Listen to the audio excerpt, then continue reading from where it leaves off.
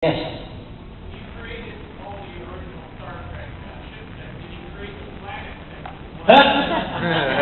Well, you remember that 10,200 feet I told you about? The original series had? Yep. One thing that we do not currently have the space for is a planet setting. A lot of their planets, you remember, were like studio. Yeah. They had a big site, big colored site, and big rocks and everything. We want to do that. And I'll tell you this, the building that we are in is actually an 19.2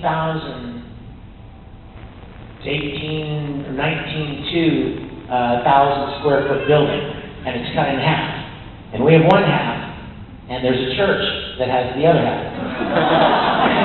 Which I love, by the way. I actually spoke in their church last time I was down there. Great, great people. And they love what we're doing. They've opened up, like we can go over there and use their any facilities that we need that they have. But there's more to the building. So if we're able to raise money for the production and we're able to expand, that was the first thing that we talked about, was how awesome would it be to make a planet setting and shoot, and create one of those planet sets like they did the original. Yes! Battle of Gorn again. Did I answer your question? Oh, we did. May 24th. The episode will be available immediately after that. Oh, it will? Where? Yes. As soon as we premiere it on May 24th, it will be available you'll see it online, StarTrekContinues.com. They'll probably have links. In fact, go there anyway. Go to our website, StarTrekContinues.com. I believe we have a Twitter page as well, and stay up to date on what's going on. There are some great pictures and stuff up there. And as soon as we premiere it at Phoenix Comic-Con, it'll be on the internet to be seen. And Vimeo, we have a Vimeo account, YouTube. You could go to StarTrekContinues.com and click probably a link that'll take you directly there, or you can just go to those places. Yes.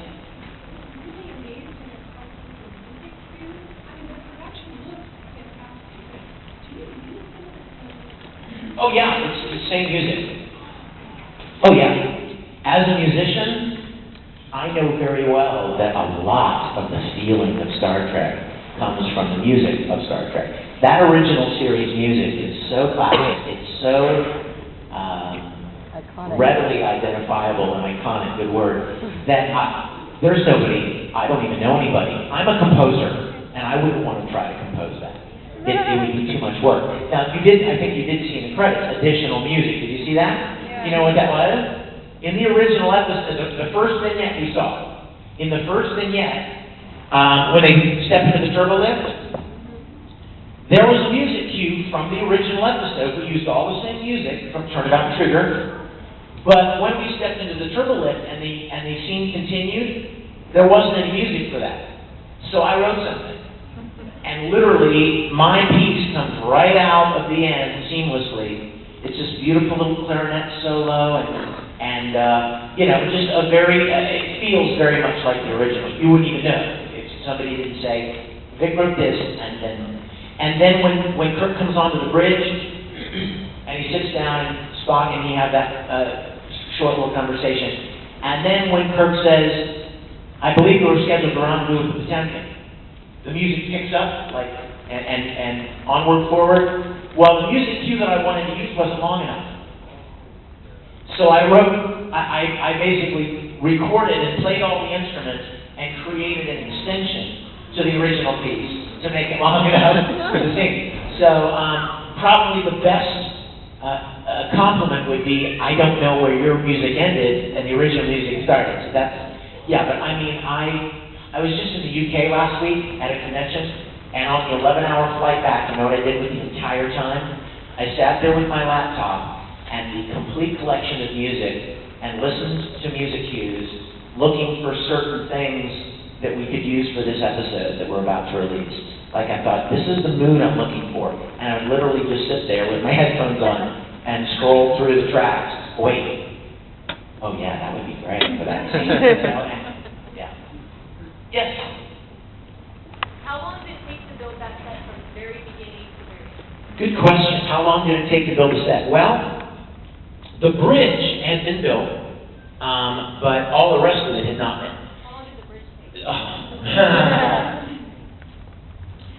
I don't know, because I wasn't around at the time. But I would say probably a year and a half, a year and a half. It's amazing, you guys. It's amazing. Amazing. In fact, oh my gosh, you're going to love this. You saw the vignette. I want you to be honest with me. You could lie, but I want you to be honest.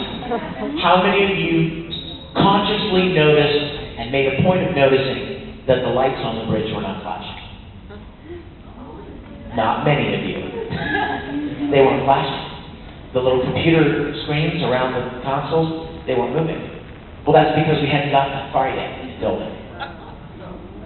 However, our DP, Matt Busey, you saw his name up there. He's a freaking genius, all right? I mean, he's amazing. And he decided he was going to take it on himself to make the lights on the bridge flash. So you know what he did? He found on the internet a place where somebody had literally mapped out the light sequences on all of those things. You thought I was a nerd, right? Somebody literally mapped out the sequence, the way the lights flash on those things. And it's on the internet. And Matt got it. But then you know what he did? Talk about, like, attention to detail. He and I went down to the sets a couple times. We'd just take a work weekend and go down there. And I would build, like, the plantons that were on the walls in the corridor, or I'd be working on the transport room or something. And Matt was sitting at a table. And you know what he was doing? He had made about 25 foam core boards,